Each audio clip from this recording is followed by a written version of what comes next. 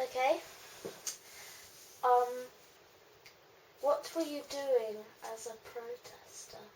And what were the kind of activities you had to do? Right, so from a very young age, probably from when I was about 8 or 9, I was very involved with the anti-nuclear movement because my mother was very involved with the anti-nuclear movement in both here in the 1960s when she was a member of CND, which is the Campaign for Nuclear Disarmament, and she did lots of marches. There were lots of famous marches in the 1960s, including one to Aldermaston, where people walked in their thousands to protest at the idea of nuclear power and nuclear weapons.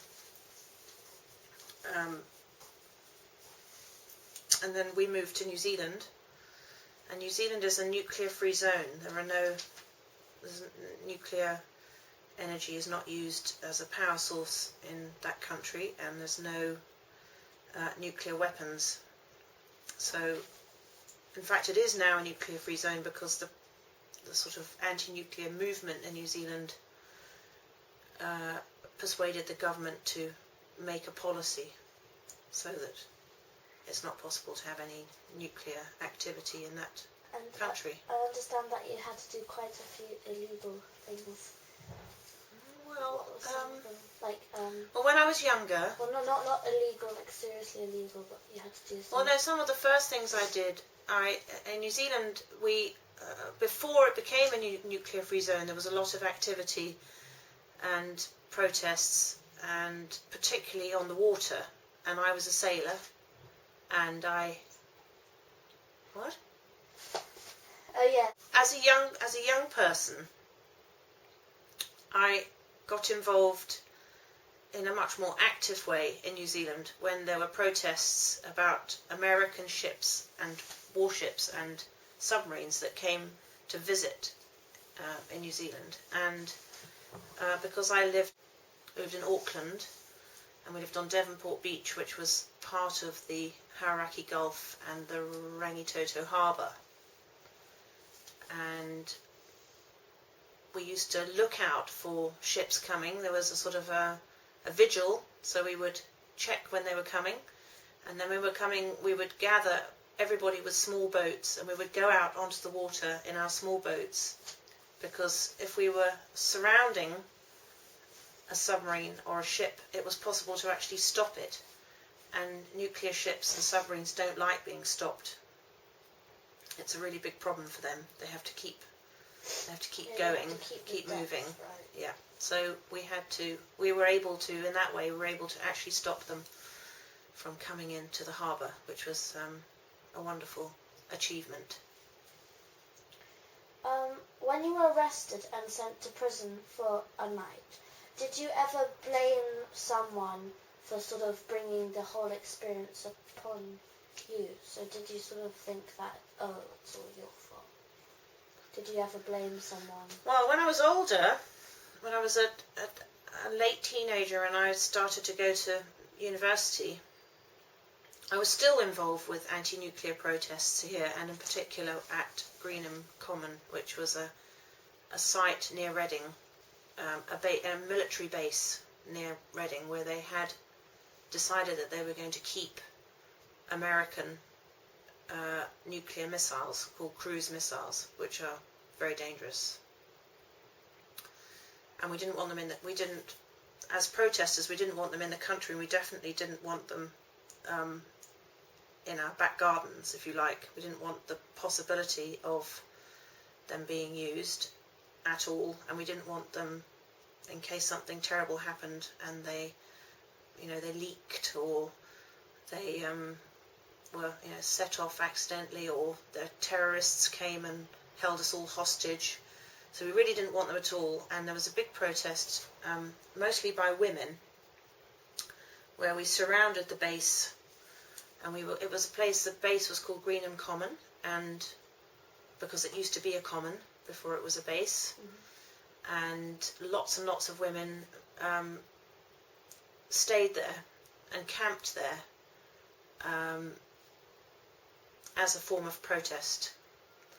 And one night I, and along with a few other women, broke into the base as a protest, and we were arrested and put in jail for a night.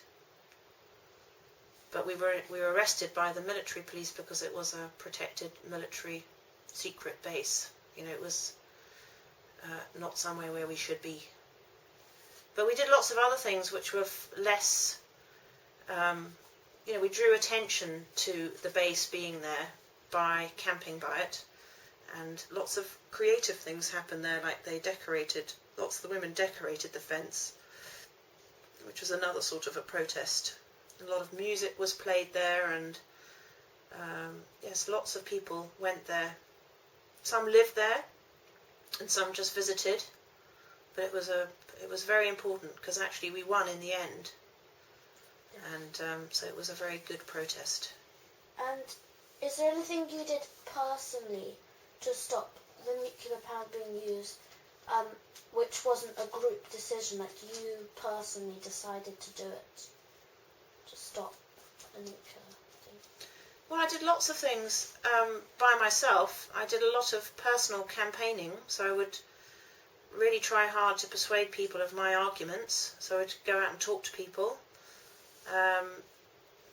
So, like all protests that involve lots of people, all the individuals do their bit, and I did a lot of work as a photographer because that's what I was learning to do when I was at university, photography and film. So I did lots of photography, and I got the cause published in newspapers and magazines. Lots of my pictures were used. So you did. So that was really what I did as an individual, along with all those other things which I did with other people, like being on marches and being on the boat and being at Greenham Common. Do you think, looking back, was the cause worth all the trouble and the sort of emotional stress? Was it worth the cause? Oh, it was definitely worth it. It was definitely worth it. It was personally very, very important to me, and important to me for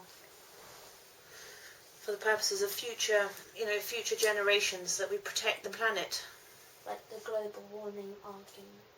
Yeah. Not dissimilar to that. Protecting the planet and protecting future generations. Yeah. As a protester, are there any memories which you think sort of really made a difference to the argument? Like, are there any things that you remember doing which you think personally really changed how you felt about the behaviour of the people around you? Like the soldiers and everything. Were there moments when you really, really thought that? I don't think so. I don't think that those... I think some of the police were quite sympathetic. So, and because we stood around and we talked to the police and to the people on the base, you know, we were able to share our opinions and perhaps even, you know, make them think a little bit about what they were doing, particularly with the police, because we had a lot of contact with the police.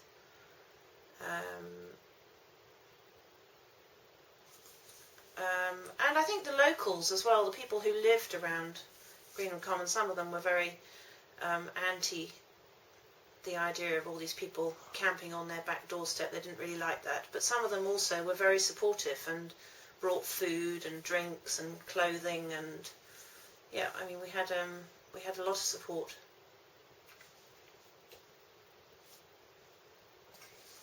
Thank you very much for doing